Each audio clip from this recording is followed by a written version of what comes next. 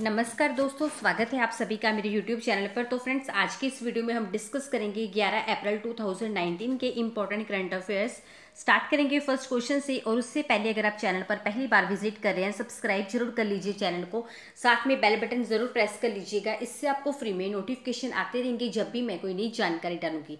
तो चलिए friends, start करेंगे आज के हमारे करंट अफेयर्स। और अगर आपको कुछ भी हेल्प चाहिए होती है किसी भी स्टडी के रिगार्डिंग, आप इंस्टाग्राम पे मुझे इंडिविजुअली मैसेज कर सकते हैं। मैं पूरी कोशिश करती हूँ सबके मैसेज का रिप्लाई करने की। उसका लिंक आपको इस वीडियो के डिस्क्रिप्शन में मिल जाएगा। और एक बात इंपॉर्टेंट मैं आपको बता दूँ, अपने दो चैनल है, एक तो यही चैनल है मिथ एकेडमी, और एक है technical government job all over India. Technical government job all over India पर आप ऑल इंडिया में कहीं से भी है, हर एक गवर्नमेंट एग्जाम की, गवर्नमेंट जॉब की आपको टाइम पर जानकारी मिल जाया करती है। उसको भी जरूर सब्सक्राइब कर लीजिएगा। वो हमारा पुराना चैनल है, उसमें 2.5 लाख प्लस सब्सक्राइबर हो चुके हैं। चलिए फ्रेंड्स, स्टार्ट करेंगे आज के हमारे important current affairs. Which country has declared the foreign terrorist organisation of the army of Iran, यानी किस कंट्री ने या किस देश ने ईरान की सेना को, यानी ईरान की आर्मी को विदेशी आतंकवादी यानी फॉरेन टेररिस्ट संगठन ऑर्गेनाइजेशन घोषित कर दिया है। सो किस कंट्री ने घोषित किया है? अमेरिका ने, यानी इसका ऑप्शन बी बिल्कुल सही आंसर है। ईरान की बात कर रहे हैं। ईरान की कैपिटल क्या है? तेहरान। नोट कर लीजिए, TEHRAN, तेहरान। और करेंसी है rial, RIAL, rial. And president है इनके हसन रूहानी जी, HASSAN ROUHANI, याद रखिएगा। नेक्स्ट देखिए, which country has agreed to increase cooperation in the field of defence and security in India, यानी कि किस देश ने या किस कंट्री ने भारत में रक्षा और सुरक्षा के क्षेत्र में सहयोग बढ़ाने के लिए, यानी कोऑपरेशन बढ़ाने के लिए एग्रीमेंट किया है, मतलब समझौता किया है। ठीक है, एग्रीमेंट भी आप लिख सकते हो, एग्रीड भी लिख सकते हो कि एग्री किया या समझौता किया।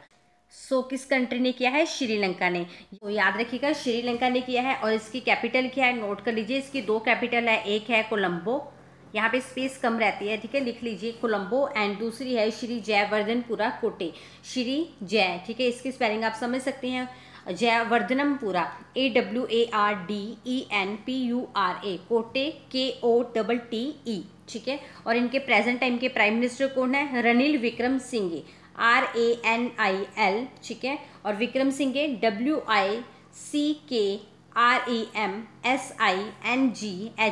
नोट कर लीजिएगा साथ साथ में। ये सारे नाम बहुत ज़्यादा इंपॉर्टेंट होते हैं, मैं स्पेलिंग आपको इसलिए बता रही हूँ कि आपको पता चल जाए। और करेंसी है श्रीलंकन रूपी। और प्रेसिडेंट कौन है? मैत्रीपाला, और प्रेसिडेंट है मैत्रीपाला सिरिसेना, ठीक है, MAITHRIPALA, ठीक है, मैत्रीपाला सिरिसेना, SRISENA। नेक्स्ट देखिए, which country on the top gainer in the money amount received from migrants, यानी कि प्रवासियों से प्राप्त धनराशि में कौन सा देश शीर्ष पर रहा है या कौन सी कंट्री टॉप पर रही है? अभी अभी एक रिपोर्ट आई है वर्ल्ड बैंक की, याद रखिएगा, वर्ल्ड बैंक की रिपोर्ट के अकॉर्डिंगली हम बात कर रहे हैं। क्वेश्चन घुमा के भी आ सकते हैं, आपको साथ में पूछा जा सकता है कि वर्ल्ड बैंक की तरफ से जो रिपोर्ट आई है, और ये रिपोर्ट है 2018 की आई है, अभी है 2018 की रिपोर्ट है। सो नोट कर लीजिए साथ ही, वर्ल्ड बैंक 2018 की रिपोर्ट के अकॉर्डिंगली प्रवासियों से प्राप्त धनराशि में कौन टॉप पे रहा है? अपना इंडिया। ऑप्शन ए इसका सही आंसर है। सो क्वेश्चन घुमा के आते हैं, आपको साथ में रिलेट करती हुई चीजें पता होनी चाहिए, ठीक है। प्रवासियों से प्राप्त धनराशि मतलब क्या है कि जो हमारी कंट्री के लोग हैं, ठीक है, हमारे देश के लोग हैं, आपको पता है दूसरे देशों में जाके काफ़ी स्टूडेंट्स भी है जो पार्ट टाइम जॉब करते हैं, कोई वैसे भी प्रोफेशनली वहाँ पे वर्क करते हैं, ठीक है। वहाँ पे जो अर्निंग होती है, ठीक है, वो अपनी फैमिलीज को भेजते हैं, आप सबको पता है, इंडिया को भेजते हैं मतलब। तो जो इंडिया को भेजते हैं, ठीक है, जो उसकी वैल्यू निकल के आती है उसके हिसाब से इस तरीके से मतलब इंडिया जो है वो फर्स्ट नंबर पे आया है, ठीक है, याद रखिएगा। और सेकंड पे आया है चाइना, थर्ड पे आया है मैक्सिको। आपको मेनली इंडिया याद रखना है, फर्स्ट पे आया है, और ये भी साथ में याद रखिए, सेकंड पे चाइना आया है और थर्ड पे आया है मैक्सिको। नेक्स्ट देखिए, ज्वाइंट मिलिट्री प्रैक्टिस, बोल्ड आएगा यहाँ पे, ठीक है, मैंने हिंदी में लिख लिया, इंग्लिश में मेंशन करना भूल गई, बोल्ड आएगा BOLD। Kurukshetra 2019 has organised between which two countries, मतलब क्या है? ज्वाइंट मिलिट्री प्रैक्टिस यानी कि संयुक्त सैन्य अभ्यास, ठीक है। बोल्ड कुरुक्षेत्र 2019 किन दो देशों के बीच में आयोजित किया गया है? सो किन दो देशों के बीच में आयोजित किया गया है? इंडिया और सिंगापुर, यानी ऑप्शन सी इसका सही आंसर है। और ये कहाँ पे शुरू किया गया है, ये भी इंपॉर्टेंट है। तो कहाँ पे शुरू किया गया है? झांसी में। आपने सुना ही होगा नाम, झांसी में एक जगह है बवीना छावनी, वहां पे ये शुरू किया गया है। बात कर रहे हैं हम सिंगापुर की, इसकी कैपिटल क्या है? Singapore city. और इनके प्रेसिडेंट कौन है? हलीमा याकूब। नोट कर लीजिए, HALIMAH, याकूब, YACOB। और करेंसी है सिंगापुर डॉलर। नेक्स्ट देखिए, homeopathy day is celebrated on. Homeopathy दिवस कब मनाया जाता है? एक्चुअल में ये वर्ल्ड होम्योपैथी डे है, ठीक है। आपको पूछा जा सकता है कि वर्ल्ड होम्योपैथी डे कब मनाया जाता है, ठीक है, यानी कि WHD, कई बार शॉर्ट फॉर्म में लिखा हो सकता है। सो कब मनाया जाता है? 10 अप्रैल को हर बार मनाया जाता है। और इसका अभी अभी 2 दिन का सम्मेलन भी आयोजित किया गया है, यानी कि कॉन्फ्रेंस भी आयोजित की गई है। कहाँ पे? न्यू दिल्ली में। और याद रखिएगा, न्यू दिल्ली में, यानी न्यू दिल्ली में इसकी 2 दिन की कॉन्फ्रेंस जो है वो आयोजित की गई है। Doctor Christian Friedrich Samuel Hahnemann, ठीक है, इनकी इस दिन जयंती होती है और 264th जयंती है इनकी इस बार 10 अप्रैल को। याद रखिएगा, 264th जयंती है इनकी। और ये होम्योपैथी के संस्थापक हैं। इनका 10 अप्रैल को जयंती होती है इनकी। सो इसी दिन मनाया जाता है वर्ल्ड होम्योपैथी डे। आपको याद रखना है, जहाँ तक कि वर्ल्ड होम्योपैथी वीक भी मनाया जाता है। 10 अप्रैल को शुरू किया जाता है, 10 अप्रैल से 16 अप्रैल तक। याद रखिएगा, इंपॉर्टेंट है, 10 अप्रैल से 16 अप्रैल तक मनाया जाता है होम्योपैथिक वीक। और ये किसके द्वारा ऑर्गेनाइज किया जाता है, ये भी इंपॉर्टेंट है, मतलब इसको कौन ऑर्गेनाइज करता है? सो कौन ऑर्गेनाइज करता है इसको? World homeopathy awareness organisation. फिर से रिपीट करूंगी, वर्ल्ड होम्योपैथिक अवेयरनेस ऑर्गेनाइजेशन इसे ऑर्गेनाइज करती है, आपको याद रखना है। नेक्स्ट देखिए, who become the new president of NBCC। NBCC मतलब national building construction corporation. Repeated है काफ़ी ज़्यादा इसकी फुल फॉर्म। सो साथ ही नोट कर लीजिएगा, नेशनल बिल्डिंग कंस्ट्रक्शन कॉरपोरेशन। सो अभी NBCC के नए अध्यक्ष चुने गए हैं। सो कौन बने हैं इनके नए अध्यक्ष? शिवदास जी, यानी कि इसका ऑप्शन सेकंड बिल्कुल सही आंसर है। नेक्स्ट देखिए, when did the CRPF celebrate 54th Veer day. CRPF ने यानी कि अभी 54th यानी 54वां वीर दिवस मनाया है, ठीक है। सो वो कब मनाया गया है? 9 अप्रैल को। याद रखिएगा, CRPF की तरफ से 54th वीर दिवस मनाया गया है 9 अप्रैल को। एक्चुअल में CRPF, ठीक है, CRPF की आपको पता है फुल फॉर्म भी ज़्यादा इंपॉर्टेंट है। सो पहले वो नोट कीजिए, सेंट्रल रिजर्व पुलिस फोर्स। अभी मैंने 1-2 दिन पहले भी आपको इनसे रिलेटेड क्वेश्चन बताया था, सेंट्रल रिजर्व पुलिस फोर्स इसकी फुल फॉर्म है। तो अभी CRPF ने 54th वीर दिवस मनाया है।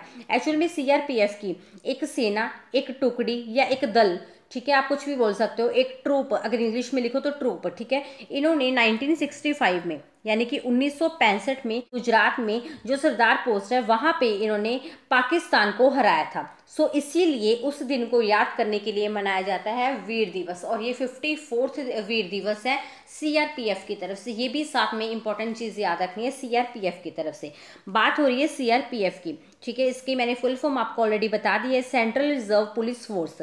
और इसकी स्थापना कब हुई है? 1939 में। कब? 27 जुलाई को। नोट कर लीजिए, 27 जुलाई 1939 को इसकी स्थापना हुई है। नेक्स्ट देखिए, the 6th edition of the joint military exercise was organised between which 2 countries. अगर आपको पता हो, अभी 6वां संस्करण यानी कि 6th addition joint military exercise का, यानी संयुक्त सैन्य अभ्यास का, ठीक है, आयोजित किया गया। तो किन 2 कंट्रीज के बीच में आयोजित किया गया है? किन 2 कंट्रीज के बीच में आयोजित किया गया है? इंडिया और श्रीलंका। याद रखिएगा, इंडिया और श्रीलंका के बीच में किया गया है।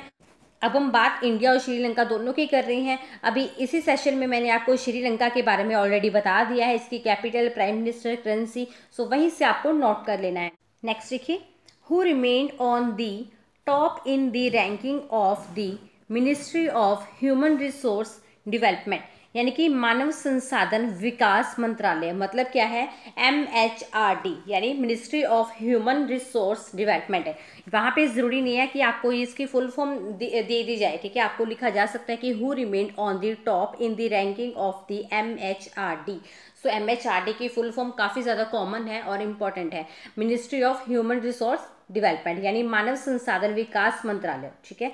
सो इसकी रैंकिंग में कौन शीर्ष पे रहा है, कौन टॉप पर रहा है? IIT मद्रास, ठीक है, याद रखिएगा आईआईटी मद्रास है जो टॉप पर रहा है, और सेकंड पे कौन रहा है, आईआईटी बैंगलोर, एंड थर्ड पे रहा है आईआईटी दिल्ली। तो तीनों की आपको पता होनी चाहिए। जरूरी नहीं है कि कौन टॉप पर रहा है ये आपको पूछे जा सके।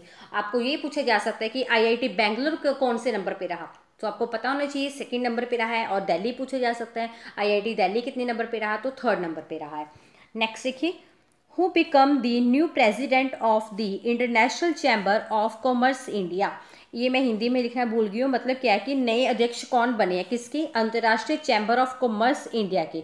सो कौन बने हैं अभी अभी, विक्रमजीत सिंह साहनी, यानी ऑप्शन बी इसका सही आंसर है। ठीक है, और इसकी कई बार फुल फॉर्म आ जाती है आईसीसी की। मैंने आपको एक बार पहले भी बताया था, आईसीसी की फुल फॉर्म आपको पता है, वैसे तो क्रिकेट से रिलेटेड है बट ये भी इसकी फुल फॉर्म है। सो कंफ्यूज नहीं होना आपने, इंटरनेशनल चैम्बर ऑफ कॉमर्स, ये भी आपको याद रखना है।